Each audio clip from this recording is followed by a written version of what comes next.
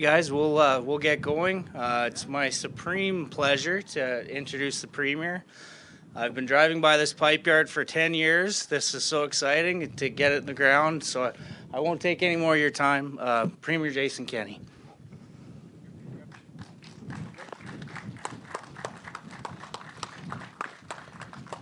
Well, good morning, folks. Very excited to be out here near Oyen on this beautiful day.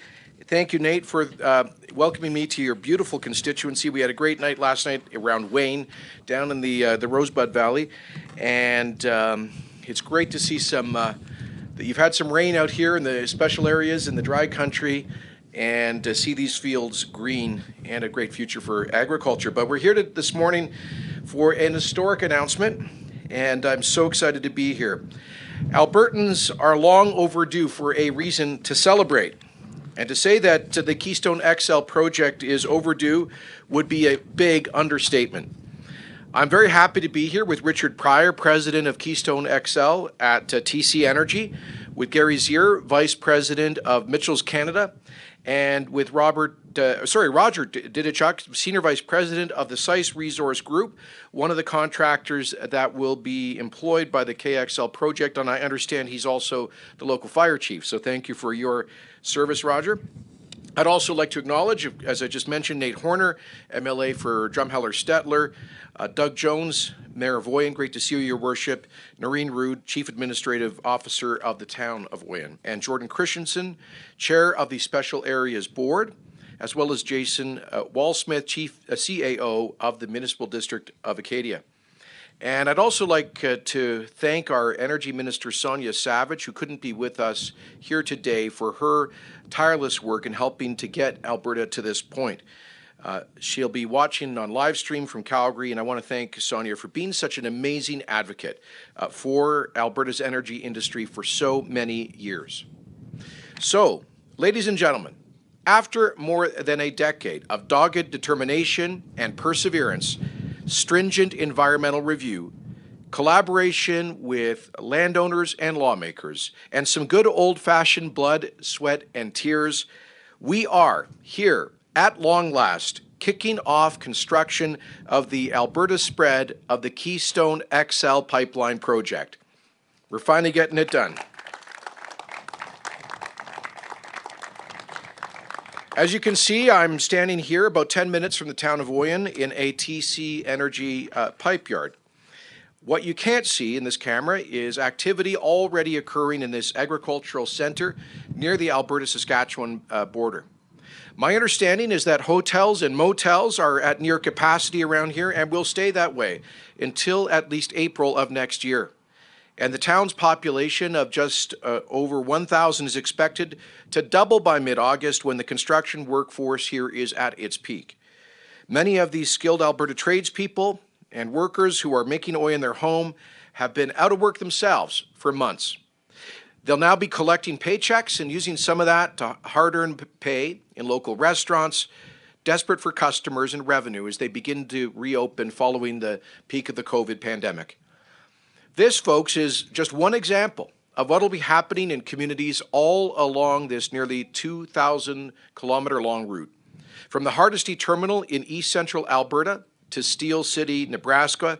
From there, it will go to the U.S. Gulf Coast refineries to meet critical needs for the production and delivery of the goods and services that we North Americans use every single day. In fact, TC Energy expects the project will support 17,000 Canadian jobs and tens of thousands of jobs as well south of the border by the time it's completed in 2023. It will deliver at least 830,000 barrels per day of Western Canadian crude oil, produced under the world's most stringent environmental, human rights, and labor standards. When complete, this project will be a major part of our energy sector's continuing success and a pillar of Alberta and Canada's economic recovery post-COVID. So make no mistake, the energy industry is the lifeblood of our provincial and our national economies. Energy is Canada's single largest export sector, the single largest sector of the Canadian economy, accounting for almost a quarter of Canada's exports. and about $100 billion of value that we export out of Alberta through our energy alone. Pipelines are absolutely critical to that. And since 2005, oil and natural gas have contributed nearly $1 trillion to Canada's economy. Let me repeat that.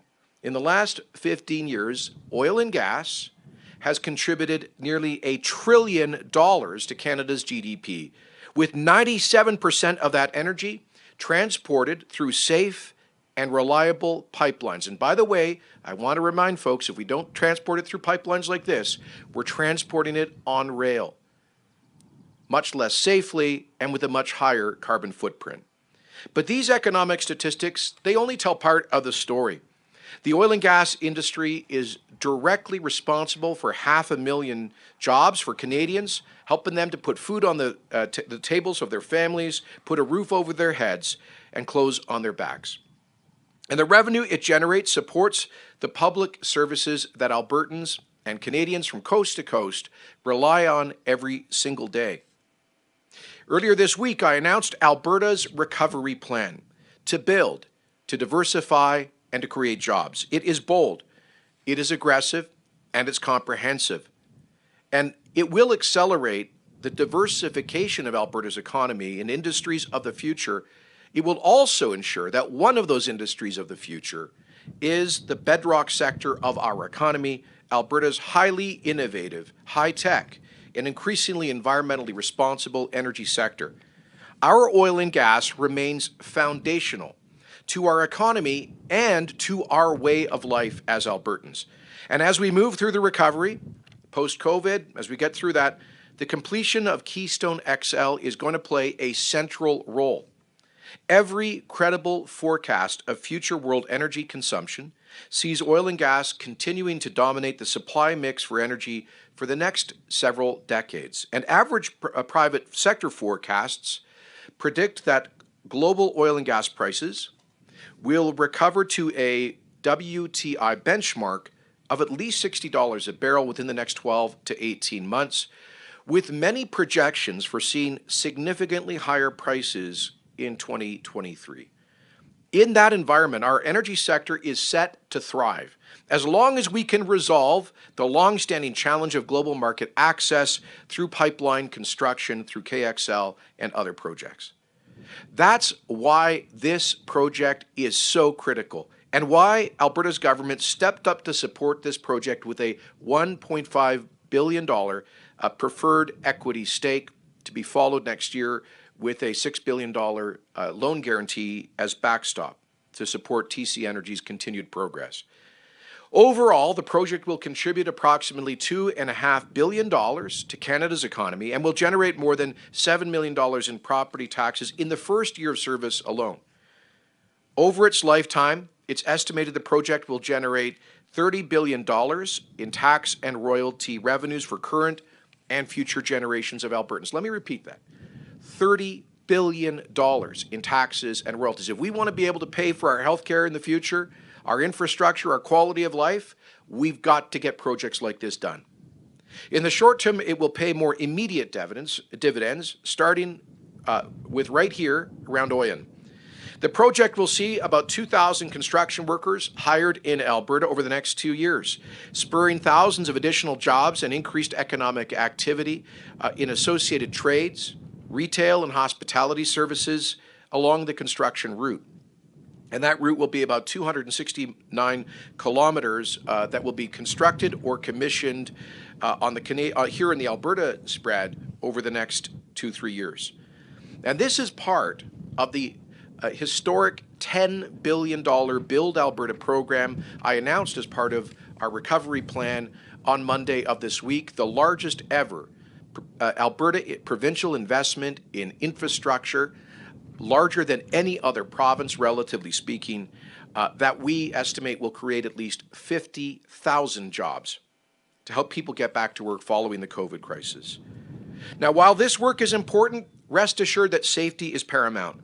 And with the evolving COVID-19 conditions, construction crews will continue to take guidance from health authorities to ensure that our workforce and the surrounding communities are safe during KXL construction.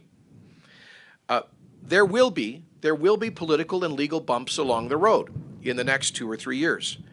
And this today is just the beginning. But we will not rest until we see the last piece of pipeline put in place. And as I said when we announced the KXL investment about 3 months back, this project is about Alberta taking control of its destiny. And it is about Albertans sending a message to the foreign-funded special interests that have spent tens of millions of dollars on campaigns in politics and in courts to landlock our energy, that they will not succeed, that Albertans are people of determination, and we are putting the full faith and credit of the Alberta government behind this project to ensure that there is a prosperous future for our economy. We will not flag, we will not relent, we will get this job done.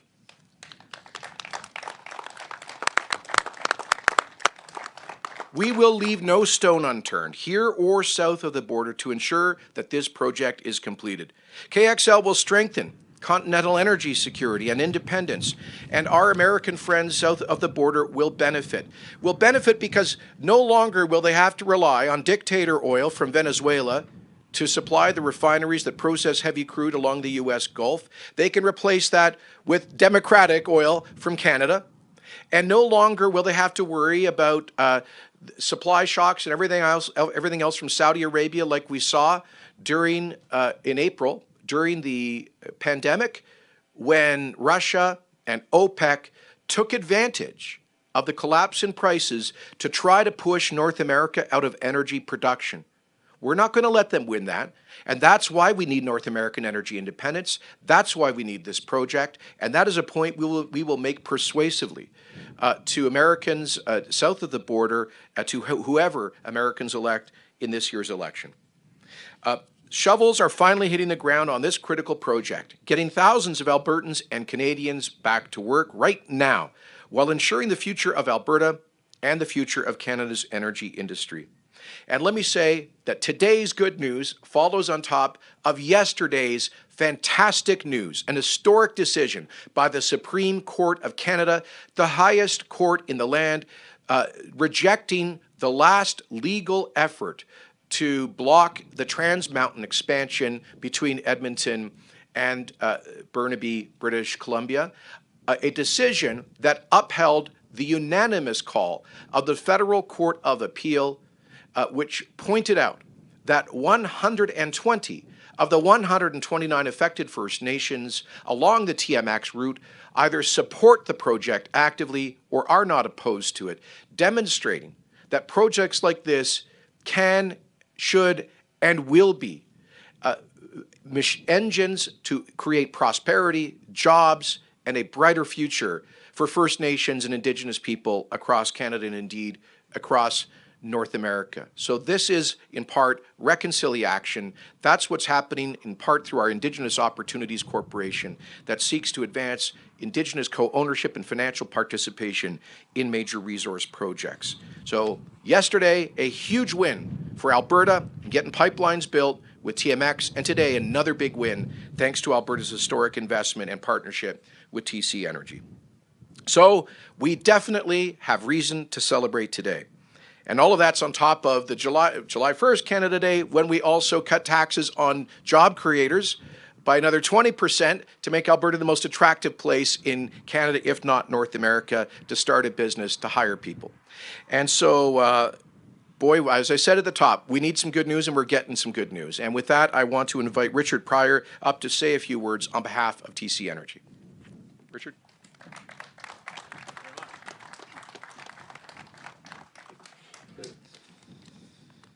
Hey, good morning, everyone. Thank you, Premier Kenney, and distinguished guests for attending today. So I'd like to start my comments by expressing my appreciation to all the frontline health workers and other essential service employees who are ensuring that people are tested, treated, and cared for with COVID-19 symptoms, and that critical businesses and supply chains that we all rely on can continue to operate. Because of the extraordinary measures that they and other Albertans have taken, our province has made encouraging progress towards safely reopening. We can't all thank you enough. At TC Energy, our role remains centered around the reliability of our pipeline and power generation network that delivers the energy needed to run much of our economy. Our control center and operations employees have continued to safely run our critical infrastructure without interruption and without incident throughout the pandemic. But this morning, we're gathered here in Oyen to celebrate the start of construction of the Keystone XL Pipeline. It's been a long time coming, over 12 years in the making, but it feels good for TC Energy and the Keystone construction team to be back in Oyen. We originally worked in the town of Oyen back in 2008 and 2009 when we first constructed the first phase of the Keystone system. And in fact, TC Energy just celebrated our first decade of operating Keystone this past week, having now safely delivered more than 2 billion barrels of oil to markets in the Midwest, Cushing, and the Gulf Coast.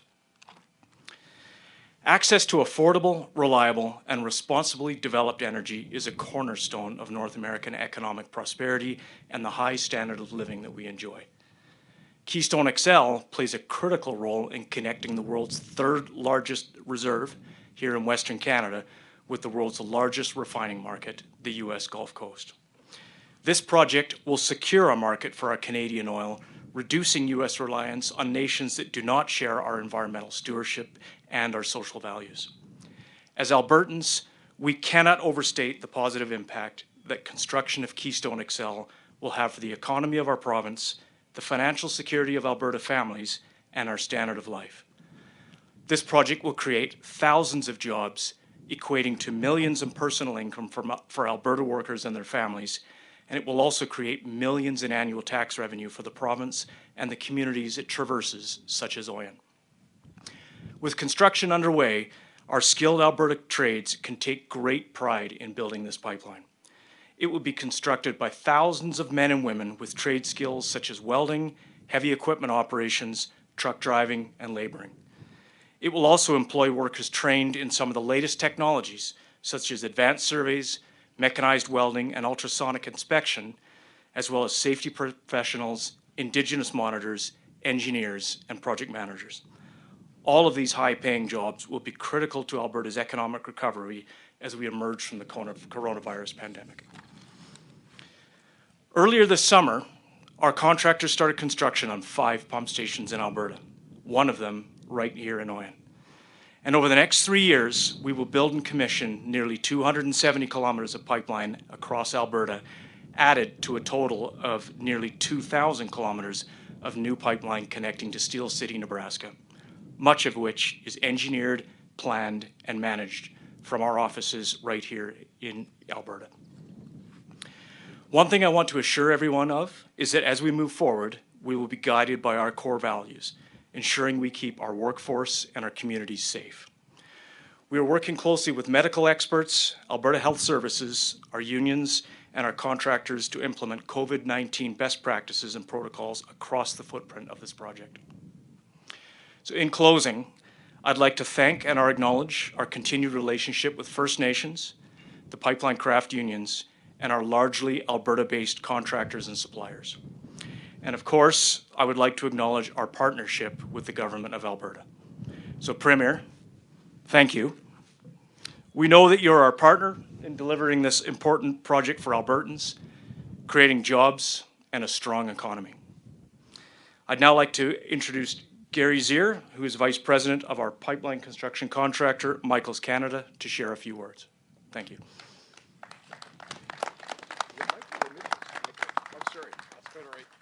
Most people get it wrong the first go. Okay. Well, thank you, Richard, very much. A great speech, and thank you, Premier Kenney, for your support. We really appreciate that. Like most of you here, I am a lifelong Albertan, born in Edmonton, and very, very happy and very excited to be here today to announce and be part of this kickoff ceremony. It's a beautiful day in Oyen, sunny, blue skies, and it's a great way to, mark this event. So thank you, TC Energy, for trusting Michaels Canada to be a valued strategic partner and to construct the Alberta spread of the Keystone Pipeline. I can assure you it will be safely built to the highest standards by over 1,000 men and women here in Alberta over the next 3 years. They're surveyors, engineers, project managers, safety and quality professionals, laborers, welders, teamsters, and operators, and many more hardworking people who are going to be spending time away from their families and their homes while completing this project. And they're going to benefit greatly from these well-paying jobs as well. The local community will as well. I'd like to thank the town of Oyen. They've been just fantastic since we got here 3 weeks ago and given us a warm welcome to the Michaels team. I can't say, it's just so heartwarming when they just open up the community and then, support us, and it's good to have that positive vibe going on. So I don't know, not much else to say, but other than that, I'd like to introduce Roger Didichuk, Senior Vice President of Site Resource Group. Roger's been working with our guys and is valued subcontractor and brings a lot of local knowledge and expertise from the area here. So.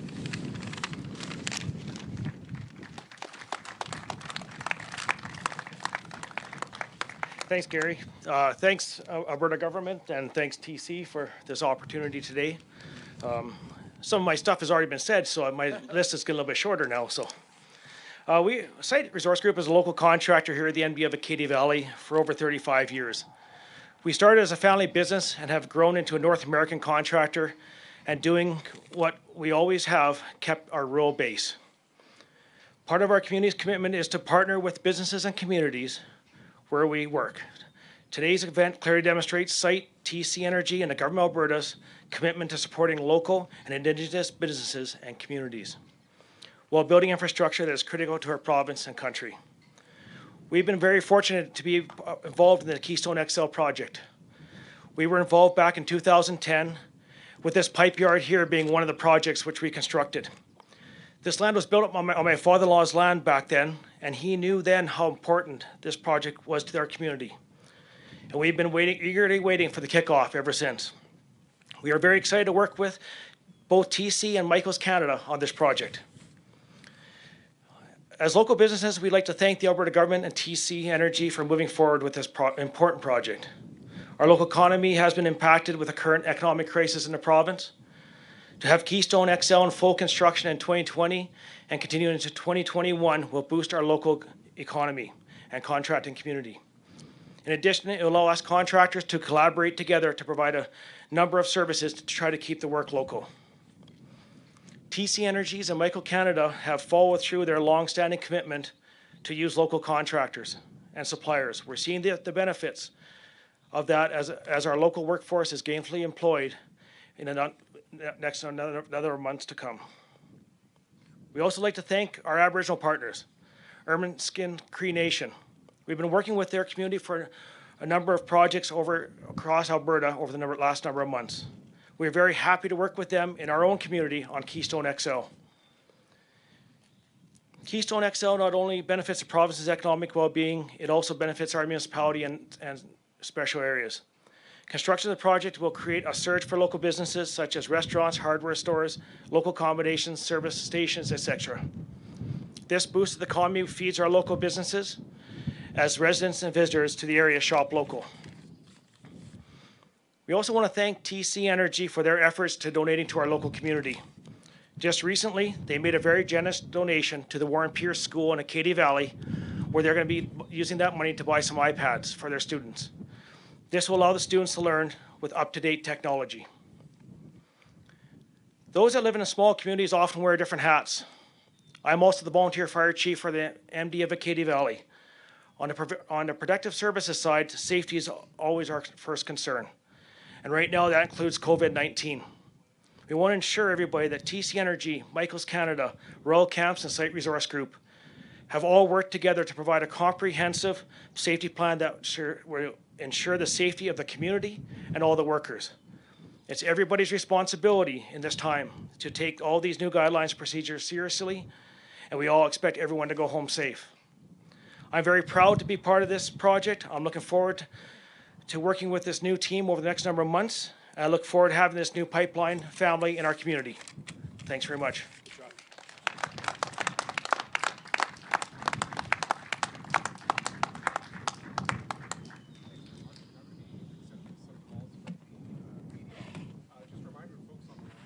push *1 to join the queue. As well, limit yourself to one question. And with that, operator, please put through the first caller. First is Emma Graney with the Globe and Mail. Go ahead, Emma. Yeah, good day, Premier. Harrison, I know you said one question, but I'm going to be cheeky and do two because that's how I roll, mate.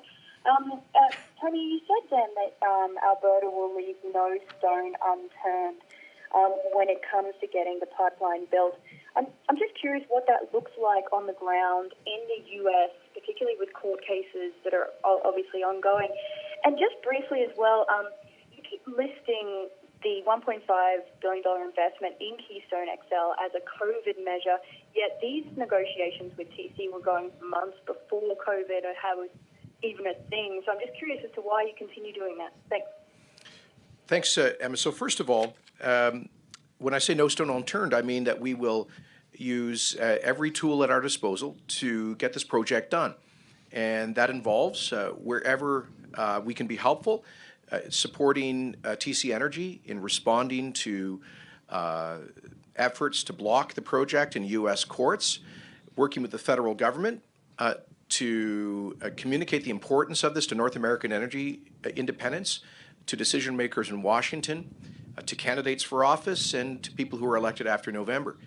It involves us stepping up our efforts to inform our American friends in the general public, opinion leaders, and political decision makers about how U.S. jobs and the economy and national security will all benefit from the completion of the Keystone XL project.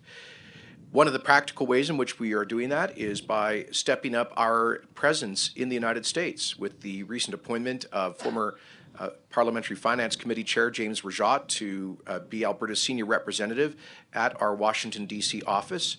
And next week we'll be making the formal announcement opening our office in Houston, Texas, where we will now for the first time have a presence in what is really the global capital of oil and gas companies. We're also looking at further expanding our network of permanent offices in the United States and other key markets to engage more decision makers and more business leaders.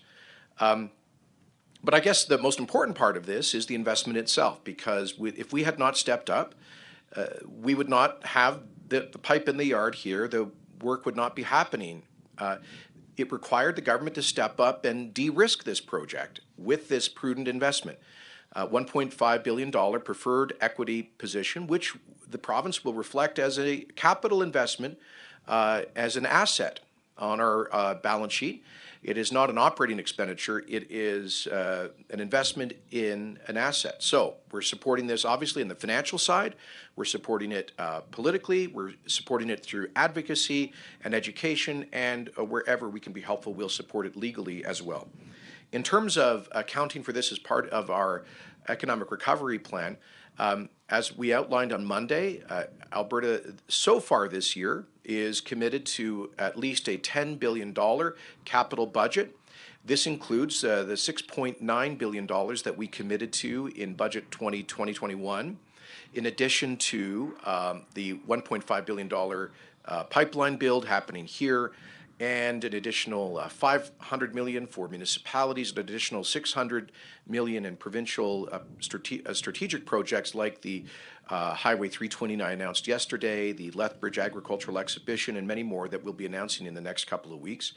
It also involves $150 million for municipal water and wastewater, as well as tie-ins to First Nations to improve their water quality, $50 million in STIP to support rural municipalities in upgrading provincial infrastructure, and it also involves, $170 million for a reboot of the Alberta Seniors Living Initiative, more details to follow shortly.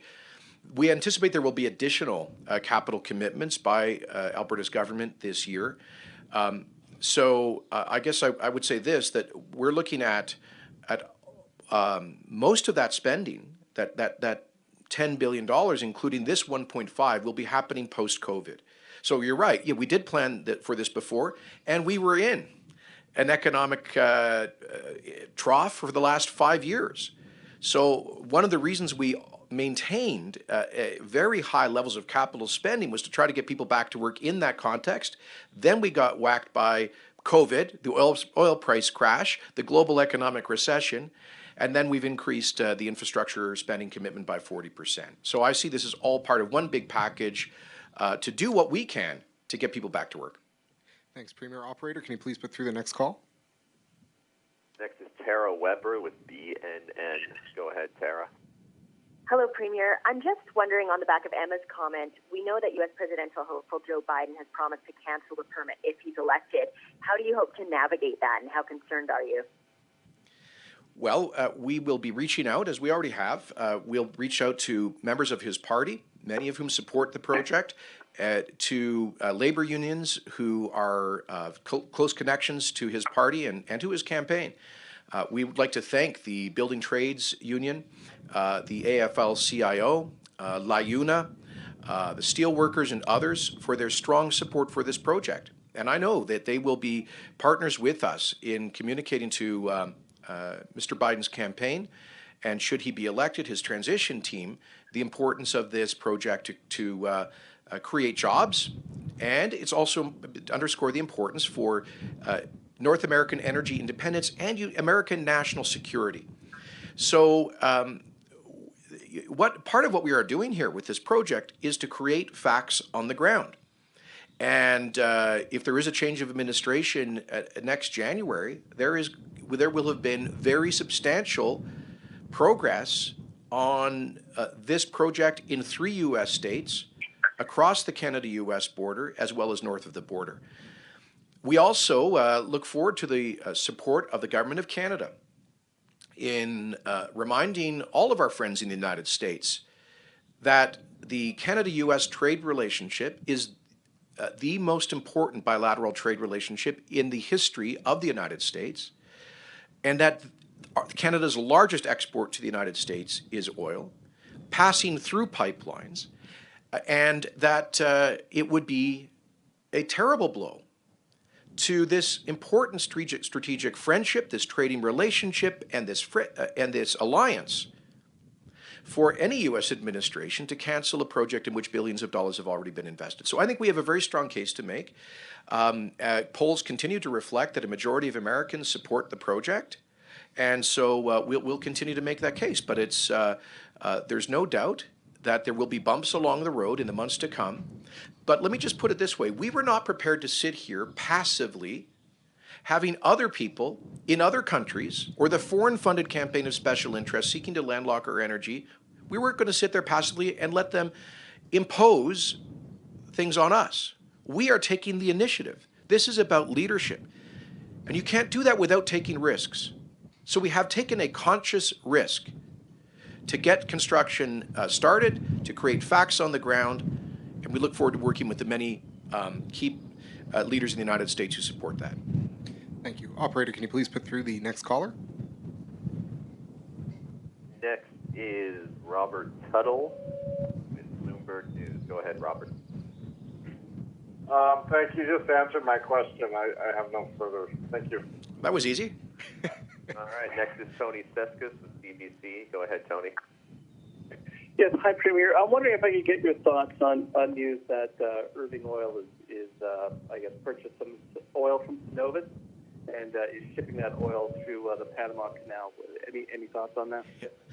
On the one hand, it makes me happy that we were finally going to be able to supply a Canadian refinery on the East Coast with Alberta oil, but it just underscores how crazy this whole situation is, because this same company on the stage with us here, TC Energy, was trying to build the Energy East project that would have taken our oil through a network of existing pipelines, extended them out to the St. John port and refinery, so that we could have transported it out there much more safely and at a much lower environmental footprint than doing it through shipments through the Panama Canal. This is how crazy it is. We just celebrated Canada Day. We just celebrated the unity of this country.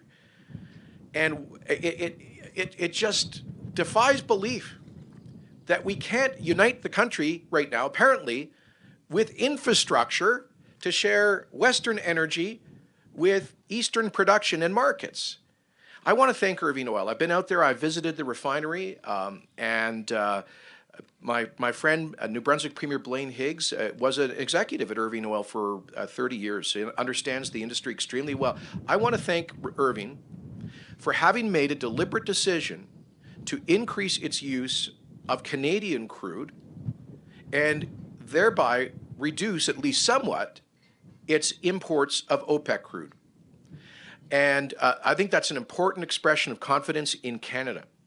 I want to thank Irving and the government of New Brunswick for having stood alongside us in opposition to what the Saudis were doing in April by dumping additional supply on global markets in the face of a catastrophic collapse in prices.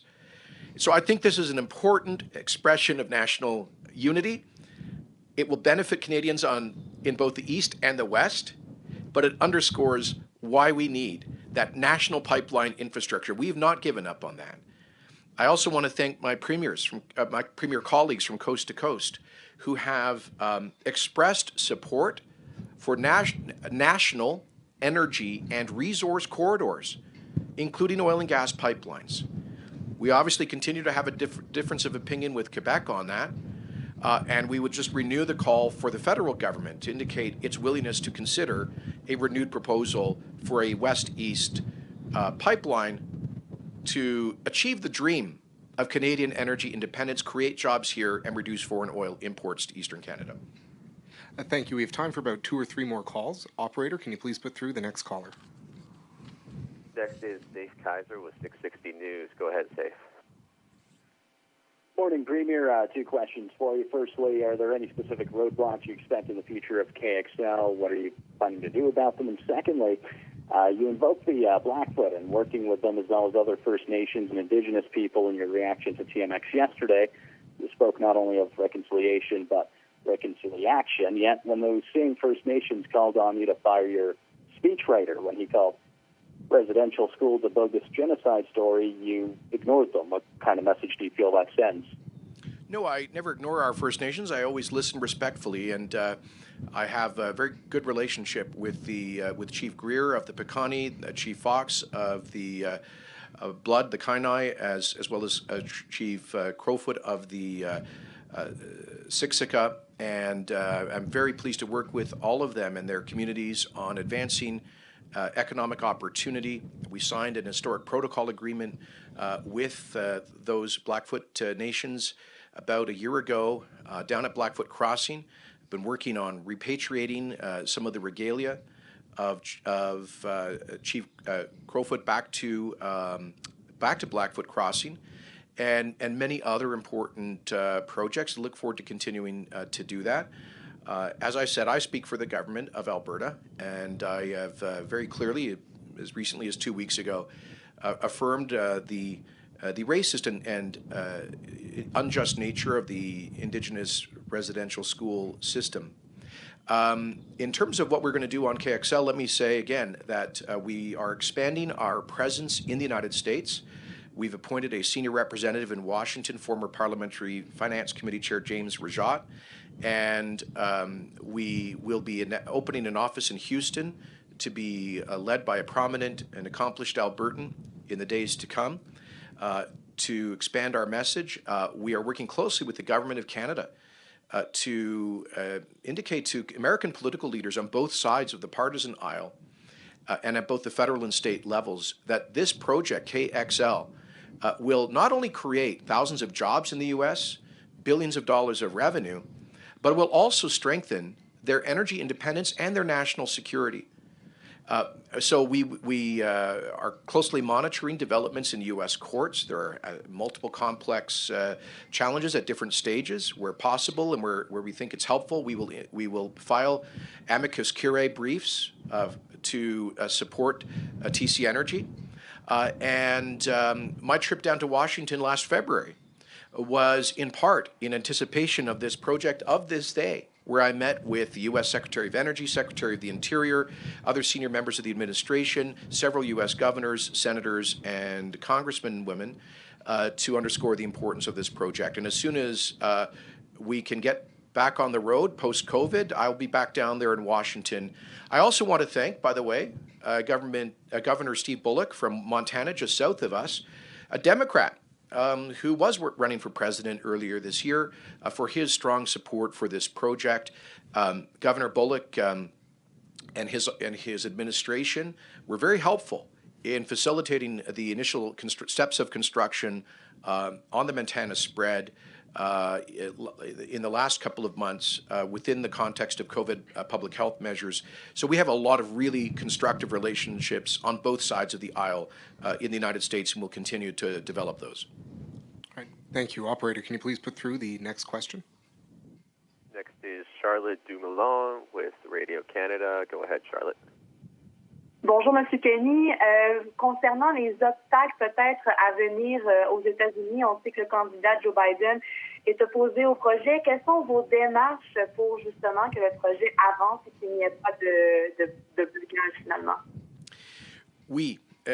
L'Alberta va appuyer évidemment les efforts de TC Energy dans les cours américains. On va déposer les dossiers de l'Alberta pour défendre l'oléoduc dans les cours américains. Et on va travailler avec le gouvernement du Canada pour renforcer auprès des décideurs aux États-Unis, républicains et démocrates, y compris la campagne de M. Biden, l'importance de ce projet pour la création d'emplois aux États-Unis, pour l'indépendance énergétique en Amérique du Nord et pour la sécurité nationale des États-Unis. Parce que depuis les décennies, les Américains, ils ont défendu la sécurité de Golfe Perse, de Moyen-Orient, pour renforcer leur accès à pétrole de l'OPEC. Évidemment, c'est une amélioration énorme d'avoir l'accès stable à l'énergie canadienne, démocratique. Et c'est la raison pour laquelle on va travailler. C'est également la raison pour laquelle nous avons nommé comme notre représentant principal aux États-Unis James Rajat, l'ancien président du comité des finances du Parlement. On va ouvrir la semaine prochaine un bureau également à Houston, au Texas, pour élargir notre présence aux États-Unis. On va mettre accent avec le gouvernement du Canada de l'importance de cette relation bilatérale de commerce avec les États-Unis et que ça va nuire à la relation bilatérale si une administration à l'avenir annule ce projet dont les Canadiens ont investi milliards de dollars pour créer milliers d'emplois aux États-Unis. And maybe I'll just come back in English. I made a point in French I wanted to add, which is it's not just about North American energy independence, but also American national security. Our American friends have spent trillions of dollars in the past several decades defending security in the Persian Gulf region to have access to OPEC oil to fuel their economy. But in recent years, we achieved the dream of North American energy independence with North America becoming a net exporter of oil. That was jeopardized this spring with the Saudi surge of supply along with the Russians. And so Keystone XL getting over 800,000 barrels a day of democratic Canadian reliable energy to the U.S. refineries says that they will never again have to rely on OPEC. So this is not just an economic question, it's not just a jobs issue, it is a national security issue, which is why we're pleased to have support from leaders on both sides of the partisan aisle in the United States. Right. Thanks very much, folks. That's all we have time for today. Thank you. You don't hear a lot of French out here in Oyen, do you, Mayor? Appreciate it. Thank you very much. Thanks, guys. Great job. Thank you. Thanks, guys.